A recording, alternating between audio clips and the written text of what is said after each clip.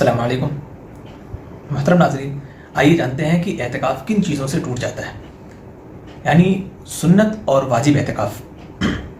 واجب اعتکاف کہتے ہیں اس اعتکاف کو جو کسی نظر یا منت ماننے کی وجہ سے واجب ہوا، اور سنت اعتکاف رمضان کے آخر عشرے میں جو اعتکاف کیا جاتا ہے اسے سنت اعتکاف۔ اعتکاف ٹوٹتا ہے کسی طبعی یا شرعی عذر کے بغیر مسجد سے باہر نکلنے کہ اگر کسی شخص نے بغیر کسی طبعی یا شرعی عذر کے مسجد سے باہر قدم رکھ دیا، باہر نکل گیا، تو اس شخص کا اعتکاف ٹوٹ گیا۔ طبعی عذر ہے جیسے پیشاب پاخانہ وغیرہ کرنا، کھانا کھانے کے لیے نکلنا، تو اگر کوئی شخص کھانا لینے کے لیے باہر نکلنا ہے تو نکل سکتا ہے، کیونکہ یہ طبعی ضرورت ہے، شرعی تقاضا ہے، اس کے لیے اگر کوئی باہر نکلتا ہے تو جائز ہے۔ لیکن اس کے علاوہ دنیاوی کام کے لیے اگر کوئی باہر نکل رہا ہے تو پھر اعتکاف ٹوٹ جائے گا۔ نمبر 2، روزہ نہ رکھنا یا توڑ دینا، یعنی اعتکاف کے لیے، مسنون اعتکاف کے لیے ضروری ہے کہ روزہ رکھا جائے، بغیر روزے کے اعتکاف نہیں ہوتا۔ اگر کسی شخص نے روزہ نہیں رکھا اور اس کے ساتھ ساتھ اعتکاف کیا تو اس کا اعتکاف نہیں ہوگا، اور اگر کسی شخص نے اعتکاف تو کیا اور روزہ بھی تھا لیکن روزہ توڑ دیا کسی بھی وجہ سے، اگر اس کا روزہ ٹوٹ بھی گیا تو اعتکاف ٹوٹ جائے گا۔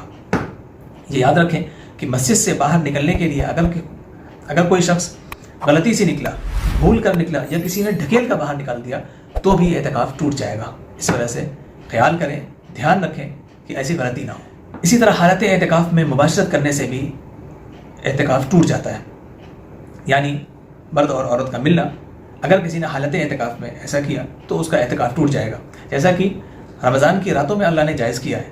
لیکن اگر اعتکاف ہے، معتکف ہے وہ شخص، تو پھر یہ جائز نہیں ہے، کیونکہ ایسا کرنے سے اعتکاف۔ اسی طرح عورت کا حالت اعتکاف میں حیض و نفاس کا آ جانا، یعنی اس کا پیریڈ چالو ہو جانا، یا تو اس سے اعتکاف ٹوٹ جاتا ہے۔ 5، کسی عذر کی وجہ سے اعتکاف کی جگہ سے باہر نکلا لیکن ضرورت سے زیادہ ٹھہرا رہ گیا تو بھی اعتکاف ٹوٹ جائے گا۔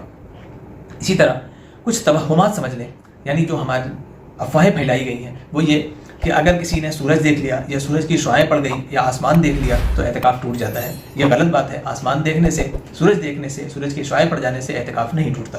صرف تنہائی اختیار کرنا ہے اور جس جگہ کو اعتکاف کی جگہ بنایا ہے اس جگہ پر رہنا ہے، اور عورت اپنے گھر کا کام کر سکتی ہے، لیکن مثال کے طور پہ سبزی کاٹنا ہے تو وہ سبزی اگر کوئی شخص اس کی اعتکاف کی جگہ پر اگر کوئی شخص وہ سبزی لا کر دے رہا ہے تو وہ کاٹ سکتی ہے، کچن کا کام کر سکتی ہے، لیکن کچن میں جا کر وہ کام نہیں کر سکتی، اور نہ اس کام کے لیے کچن میں جا سکتی۔ مثال کے طور پہ سبزی لینے کے لیے کچن میں جانا بھی اس کے لیے ٹھیک نہیں ہے، اعتکاف ٹوٹ جائے۔ اسی طرح عورت کا پورے گھر کو اعتکاف کی جگہ بنانا بھی جائز نہیں ہے۔ پورے گھر کے کسی ایک حصے کو اعتکاف کی جگہ بنانا چاہیے۔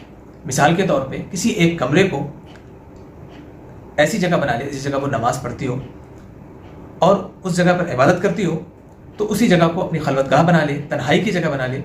اس جگہ پر دوسرے لوگ آ سکتے ہیں، ضرورت کے بنا پر آ سکتے ہیں، لیکن بلا وجہ لوگوں کو اکٹھا کرنا، بات چیت کرنا اور اس میں دنیا کی باتیں کرنا یہ جائز نہیں ہے۔